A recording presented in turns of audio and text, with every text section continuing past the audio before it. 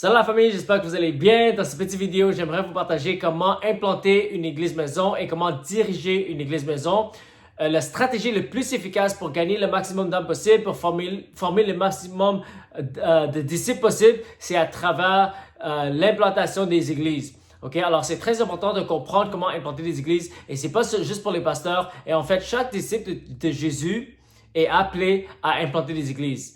Pourquoi? Parce que c'est la stratégie que Jésus nous a donnée. Il a dit, prêche l'évangile à toute créature, forme les disciples dans toutes les nations. Et naturellement, quand tu formes des disciples, tu formes plus que 1, 2, 3 disciples, tu vas commencer à enseigner des groupes de disciples. Et c'est ça qu'on appelle une église. Là où 2 ou 3 sont rassemblés au nom de Jésus. Un groupe de disciples qui commence à appliquer les éléments essentiels de l'église. Alors, on va regarder tout ça aujourd'hui. Et je vais très rapidement vous partager le processus comment implanter les églises. Okay? Quand on pense à l'implantation d'église, souvent on va passer d'un bâtiment, on va passer de ouvrir une salle et inviter les chrétiens pour venir à l'église. Et aujourd'hui, la majorité des implantations d'églises ressemblent à ça. On va tout simplement implanter des églises et après on va inviter d'autres chrétiens et souvent on va tout simplement transférer des chrétiens d'une église à une autre église et 90% des chrétiens dans les églises sont pas des chrétiens qui sont nés de nouveau dans cette église, mais c'est des chrétiens qui sont venus d'autres églises. Et ça, c'est la réalité de l'église qu'on voit aujourd'hui. Mais quand je parle d'implantation d'église, je parle de stratégie pour gagner les non-croyants, pour gagner les âmes et pour former les disciples et implanter une église pour fonctionner en tant qu'église comme on voit dans les actes des apôtres. Okay? Parce que c'est ça le but, c'est de faire ce que Jésus nous a appelé de faire. Prêche l'évangile, forme les disciples, implante les églises et applique les éléments essentiels de la parole de Dieu. Okay? Alors, si je vous partage étape par étape, c'est sûr que je ne peux pas tout vous partager sur comment efficacement implanter des églises, mais pour vous partager rapidement et très simplement, on doit tout simplement obéir la grande commission, ok? La grande commission, c'est quoi? Prêche l'évangile à toute créature. Forme les disciples dans toutes les nations. Et enseigne les disciples d'obéir tout ce que Jésus a prescrit. Si tous les chrétiens décident d'obéir tout simplement à la grande commission, naturellement, il y aura un mouvement d'implantation d'église. Ok? Alors, c'est quoi les étapes pour implanter une église? Premièrement, on doit prêcher l'évangile. On doit gagner les âmes. Et on doit trouver une personne de paix. Une personne de paix, c'est quoi? C'est quelqu'un qui est réceptif à la parole. Quelqu'un que Jésus ou Dieu a déjà préparé en avance pour recevoir la parole et pour donner sa vie à Jésus. Une personne de paix, c'est non seulement quelqu'un qui veut donner sa vie à Jésus, mais une personne de paix, c'est aussi quelqu'un qui va t'introduire à leur cercle d'influence. Okay? Et souvent, c'est comme ça qu'on peut implanter une église maison. Okay? Quand on rencontre une personne de paix, il est réceptif à la parole. Souvent, la personne va t'inviter chez eux. Ils vont t'introduire à leurs amis, à leur famille. Et avec ce groupe de personnes, vous pouvez, premièrement, leur évangéliser, leur baptiser dans l'eau, leur baptiser dans le Saint-Esprit et prendre un rendez-vous de vous réunir chaque semaine et commence une église maison. Okay? C'est aussi simple que ça. Alors, la clé, c'est de prêcher l'évangile, d'abord, ok? Trouver une personne de paix. Quand tu trouves une personne de paix, tu dois le gagner au Seigneur. Tu dois le prêcher, l'évangile de la repentance, du baptême d'eau, du baptême du Saint-Esprit. Tu dois leur former, leur équiper, assurer qu'ils sont nés de nouveau. Et en même temps, on doit amener la parole à leur cercle d'influence, ok? On peut leur demander, est-ce que tu as des amis et des familles qui sont intéressés à apprendre plus sur Dieu? Est-ce qu'on peut prendre rendez-vous avec eux? Et s'ils t'invitent chez eux, là, on va les évangéliser aussi, on va les baptiser. Et là, on va commencer une église maison. C'est aussi simple que ça. OK? Je peux vous partager un exemple. Il y a quelques semaines, j'ai un ami qui m'a appelé, il m'a dit, ma belle-mère veut donner sa vie à Jésus. J'ai dit, OK, gloire à Dieu, on va chez elle. Quand on est allé chez elle, c'était pas seulement elle, mais toute sa famille était là. So, on a eu l'opportunité d'évangéliser elle. On l'a baptisée. Quand elle se préparait pour se faire baptiser, soudainement, le fils a dit, moi aussi, je veux me faire baptiser. Je veux donner ma vie à Jésus. Alors, ce jour-là, on a baptisé 2 personnes de la famille. Et quelques jours après, le papa a dit que lui aussi veut se faire baptiser. On l'a baptisé aussi. Et on a commencé à se réunir chez eux. Et on a commencé une église maison. OK? On ne les a pas invités à mon église. Si vous ne savez pas, moi, j'ai une église. Je suis pasteur d'une église, on se réunit chaque dimanche dans ce bâtiment Mais avec cette famille, je ne les ai pas invités à mon église. Mais plutôt, je les ai dit, tu sais quoi, on va commencer une église chez vous. Et comme ça, on peut multiplier les disciples. Parce que imaginons que si j'ai invité la belle-mère de mon ami de venir à l'église, j'allais l'isoler de sa famille et j'aurais pas eu l'opportunité de partager l'évangile à toute sa famille. Alors, on aurait pu gagner l'âme et perdre la famille. Mais au lieu de gagner l'âme et perdre la famille, on va gagner l'âme et on va gagner la famille. Et c'est comme ça qu'on a vu dans les Actes des Apôtres, dans la Bible, c'était toujours, les disciples trouvaient des personnes de paix, ils allaient chez eux, ils ont commencé une église chez eux et ils baptisaient les familles en groupe. OK? Alors, j'ai pas assez de temps pour aller dans tous les détails, mais si je vous donne l'exemple de Corneille, le geôlier, Lydia, on ne les a pas invités à venir à l'église, mais plutôt ils sont allés chez eux, ils ont baptisé toute la famille et ils ont commencé une église maison chez eux. Ok, ça c'est le processus biblique. Trouver une personne de paix, prêche l'évangile à eux, à leur famille, baptise-les au nom de Jésus et commence à fonctionner en tant qu'église. Ok. Maintenant, quand on examine la première église dans les Actes des Apôtres, ok, je vais vous paraphraser. C'est dans Actes chapitre 2, on voit le premier réveil, c'est quand l'apôtre Pierre, il a prêché l'évangile devant la foule. Et qu'est-ce qu'il a dit? Il a dit, il a prêché l'évangile et les personnes ont été touchées dans le cœur. Ils ont dit, qu'est-ce qu'on doit faire? Et Pierre a dit, répondez-vous, soyez baptisés au nom de Jésus pour la rémission de vos péchés et vous recevez le baptême du Saint-Esprit. Et après, il a continué à leur évangéliser. Et la Bible nous dit que 3000 âmes ont donné leur vie à Jésus ce jour. 3000 âmes ont été baptisés ce jour et tout de suite après, ils ont commencé à fonctionner en tant qu'église. Et comment ils ont fonctionné en tant qu'église? Ils se réunissaient dans les maisons et ils ont appliqué les éléments essentiels pour une église en bonne santé. Alors, je vais vous partager une illustration visuelle qui va plus facilement, qui va vous aider à comprendre plus facilement c'est quoi une église biblique, une église en bonne santé, une église selon les Actes des Apôtres. OK? Alors, si je ne me trompe pas, le passage, c'est dans Actes, chapitre 2, 36 à 42. Alors, on appelle ça « Église en bonne santé ».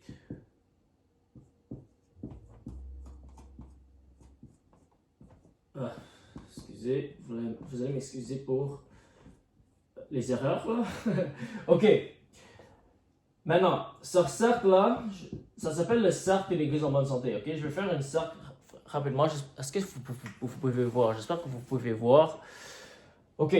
Alors, c'est quoi les éléments d'une église en bonne santé? Les éléments essentiels. On voit qu'il y a la repentance. Ok. Sans la repentance, on ne peut pas avoir une église parce qu'une église, ça consiste des croyants qui se sont repentis. Mais aussi, il y avait les baptêmes d'eau. Il y avait le baptême d'eau. Il y avait le baptême du Saint-Esprit. OK? Quoi d'autre? On voyait les gens vendaient leur position et donnaient aux apôtres. Alors, on voit, il y avait les offrandes aussi. OK? Il y avait le communion. Ils prenaient la communion. OK? Il y avait l'amour, l'unité. L'amour et l'unité radicale. OK? Il y avait la prière. Ils priaient sans cesse. Il y avait la louange. Okay. Il y avait aussi des bergers.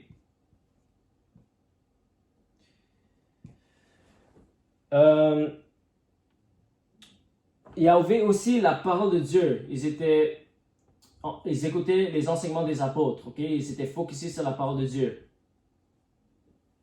Il y avait aussi les signes et les prodiges, la guérison, la délivrance. Okay? Alors voilà des éléments essentiels qu'on voyait dans les Actes des Apôtres. J'espère que vous pouvez voir. Okay.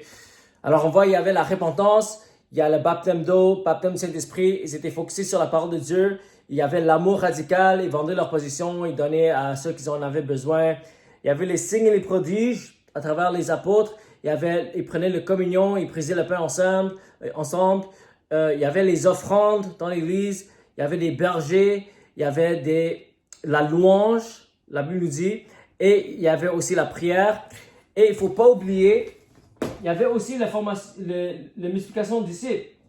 La Bible nous dit que Dieu ajoutait tous les jours des disciples à l'église. Okay? Alors, il multipliait des disciples, ils évangélisaient. Okay? Alors, voilà une illustration visuelle qui nous montre c'est quoi une église en bonne santé. Okay? Alors, une église en bonne santé, c'est là où il y a tous ces éléments-là. Et souvent dans les églises, on voit qu'il y a des faiblesses. Certaines sont fortes dans l'évangélisation, mais ils sont faibles dans la prière. D'autres sont forts dans la prière, mais ils sont faibles dans l'évangélisation. D'autres sont forts dans la parole, mais ils sont faibles dans l'amour, par exemple. Okay? Je vous donne des exemples. Ou les signes et les prodiges. D'autres personnes sont au fond sur les signes et les prodiges, mais il manque la parole de Dieu. Okay? Vous comprenez le concept. Okay? Alors, si vous examinez Actes chapitre 2, versets 36 à 42, on voit c'est quoi une église en bonne santé et c'est quoi les éléments essentiels qu'on doit appliquer en tant qu'église. OK? Alors ça, c'est numéro 1. Il faut s'assurer quand on implante une église qu'on est en train d'appliquer tous les éléments essentiels d'une église. On doit baptiser les gens. OK? Une église consiste des âmes, des croyants qui se sont repentis et qui se sont baptisés dans l'eau. On doit les baptiser dans le Saint-Esprit. On doit les diriger vers la parole. On doit les apprendre à donner des offrandes, prendre les communions, marcher dans l'amour, les signes, les prodiges, guérir le malade, chasser les démons. On doit élever des leaders, des bergers. On doit louer le Seigneur. On doit prier. On doit multiplier les disciples. OK? Alors, j'espère que vous avez compris le concept. Là, je vais vous donner des instructions. Comment est-ce que vous pouvez diriger une église maison? OK? Alors, disons que vous avez trouvé une personne de paix. La personne est réceptive, vous évangélisez, vous le baptisez au nom de Jésus, vous priez pour lui pour le baptême du Saint-Esprit. Après ça, il est introduit à sa famille et on évangélise la famille donne leur vie à Jésus. Et après, on se dit, maintenant que vous êtes né de nouveau, là, on va commencer une église. OK? Je vais vous donner un outil que vous pouvez utiliser. OK? C'est très simple et n'importe qui peut le faire. OK? Parce qu'on est tous appelés à former les disciples. C'est pas juste les pasteurs, c'est pas juste ceux avec beaucoup de connaissances ou qui ont étudié 8 ans à l'école, mais on est tous appelés à prêcher l'évangile, former les disciples et enseigner tout ce que Jésus a prescrit. OK? Alors, ça, c'est une méthode que vous pouvez utiliser que j'appelle, on appelle ça les 3 tiers. OK? Je vais juste 3 tiers. Je pense que je vais changer de crayon parce que... Attendez, une seconde, désolé. OK, les 3 tiers, OK? Alors, ça veut simplement dire qu'il y a 3 tiers que on va diviser, OK? Le premier tiers consiste de 4 sections, OK? Alors, c'est quoi la première chose que vous allez faire quand vous vous réunissez en tant qu'église? Je vais mettre adoration, OK? Adoration. C'est bien d'adorer le Seigneur, chanter, prendre du temps dans la présence de Dieu. On doit les enseigner à adorer aussi. S'il n'y a pas de... Par exemple, parfois, il y a personne qui sont à l'aise pour diriger la louange. Une autre option, c'est on peut tout simplement demander à chaque personne de quoi ils sont reconnaissants envers Dieu aujourd'hui. OK? Ça, c'est une autre option. OK? Je vais écrire ici. Je vais juste écrire reconnaissant. OK? Comme ça, je n'ai pas besoin de tout écrire. Reconnaissant. Okay? Ça, c'est un moyen de aussi enseigner les gens pour louer le Seigneur et de lui rendre action de grâce. Okay? Deuxièmement, la deuxième section, c'est le soin pastoral. Soin pastoral. Dans le soin pastoral, on va poser la question à chaque personne, est-ce que vous avez eu des défis cette semaine? Comment vous allez cette semaine? Parce que souvent, les gens ont des problèmes spirituels, souvent les gens ont des fardeaux. Et la Bible nous dit de partager nos fardeaux uns les autres. Et on doit aussi démontrer l'amour et on doit prier pour eux. Alors, quand on va leur demander, c'est quoi leur défi? Et s'ils ont des défis, qu'est-ce qu'on va faire? On va prier pour eux. On peut les encourager, donner des paroles d'encouragement et on peut aider. Est-ce qu'il y a quelque chose qu'on peut faire pour aider? Comme par exemple, si la personne a besoin d'argent, ils ont besoin de la nourriture. Là, c'est des choses pratiques qu'on peut faire pour aider la personne, pour démontrer l'amour de Dieu. OK, troisièmement, très important, la redevabilité. Parce que chaque semaine, vous allez vous encourager d'obéir la parole de Dieu. OK? Alors, chaque semaine, c'est important qu'on encourage les gens, dès le début, d'évangéliser et de former d'autres disciples. Et on les encourage aussi à prier et méditer la parole. Alors, pour la redevabilité, on va poser la question, Est-ce que tu as obéi la parole aujourd'hui, cette semaine? Est-ce que tu as évangélisé? Est-ce que tu étais en train de former d'autres disciples? Ça, c'est les questions qu'on doit poser à chaque semaine pour encourager les gens d'être des faiseurs de la parole de Dieu, d'obéir la parole de Dieu et ne pas être seulement des auditeurs de la parole de Dieu. Quatrièmement, on doit partager la vision. C'est très important de partager la vision. Et la vision, c'est quoi? La vision, c'est Matthieu 28, former les disciples dans toutes les nations. Okay? On doit toujours rappeler les gens qu'ils doivent obéir la grande commission. Okay? C'est très important parce que souvent, quand on commence les églises, on invite les gens à l'église, les personnes deviennent des auditeurs de la parole de Dieu, ils viennent à chaque dimanche, mais ils n'évangélisent pas durant la semaine. Okay? On doit leur encourager d'évangéliser, on doit les enseigner comment évangéliser, comment former les disciples, comment baptiser les gens. Et on doit les rappeler à chaque semaine que on doit gagner les âmes pour le Seigneur. OK? Très, très, très important. On doit toujours partager la vision parce que sinon, on risque de devenir religieux. Et les gens vont juste inviter les gens à l'église et ils pensent que c'est le pasteur qui doit faire tout le travail. Mais en réalité, chaque disciple de Jésus a la responsabilité d'accomplir la grande commission, de former les disciples et d'implanter des églises. OK, alors ça, c'est le premier tiers. Tout ça, c'est le premier tiers. OK? Tout ça ici. Maintenant, le deuxième tiers, là, on va aller à la leçon. OK, alors, c'est parti ici.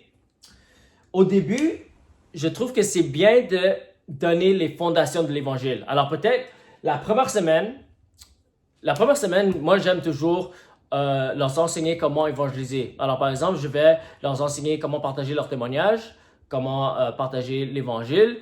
Si vous voyez mes autres vidéos, j'utilise la stratégie de témoignage de 15 secondes, la présentation de l'Évangile de 3 cercles, et je vais leur enseigner comment faire la première semaine. La deuxième semaine, je vais leur partager sur le baptême d'eau. Après, je vais partager sur le baptême du Saint-Esprit. On va partager sur les fondations de la foi. Okay? On peut parler sur la repentance, on peut parler sur la prière, la parole de Dieu.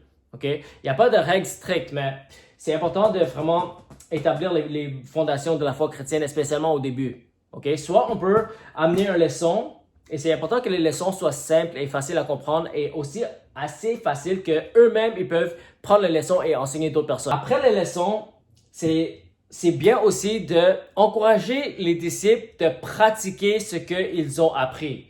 Okay? Alors, on va les encourager de prendre l'enseignement qu'ils ont reçu, que ce soit sur l'évangélisation, que ce soit sur le baptême d'eau, le baptême du Saint-Esprit. Et maintenant, vous allez prendre un temps de pratiquer entre vous. Et ça permet les gens de pratiquer à évangéliser ou pratiquer à former des disciples afin qu'ils peuvent évangéliser et former d'autres disciples et implanter leur propre église. OK? Alors, on va pratiquer ici. Pratique. OK? Et dernièrement, c'est là qu'on va faire les engagements. OK? Et c'est très important de faire les engagements pour assurer qu'on est en train de mettre la parole de Dieu en pratique. OK? Alors, on va se dire qui on va évangéliser, combien d'heures on va prier ou quand on va prier, qui on va former. Et là, vous allez partager. Et comme ça, à chaque semaine, on va être redevables entre un les autres pour assurer qu'on est en train de mettre la parole de Dieu en pratique. OK? Alors, ça, c'est une stratégie que vous pouvez utiliser pour diriger une église maison, pour appliquer tous les éléments essentiels d'une église.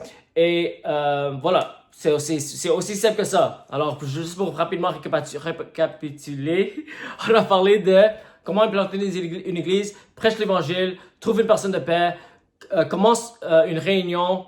Et on a vu tous les éléments essentiels d'une église qui est important à appliquer de fur et à mesure. Et ça, c'est la stratégie que vous pouvez utiliser pour diriger une église maison. OK? Alors, il y a l'adoration, il y a le soin pastoral, il y a la redevabilité, il y a le partage de la vision, il y a les leçons qu'on va partager, il y a la pratique pour pratiquer, mettre la parole en pratique et d'enseigner et d'évangéliser, et les engagements. Et la raison pour laquelle on veut simplifier et donner des instructions comme ça, c'est parce que c'est facile à dupliquer. Parce que chaque disciple est appelé à former les disciples. Et ça, c'est une stratégie qu'on peut partager aux disciples pour former d'autres disciples. OK? Alors, c'est une stratégie très efficace et je vous encourage de l'utiliser et que j'espère que cette vidéo vous a aidé. Et que si vous avez d'autres questions, n'hésitez pas à écrire dans les commentaires. N'oubliez pas de like et abonnez-vous. Alors que Dieu vous bénisse et on se voit à la prochaine.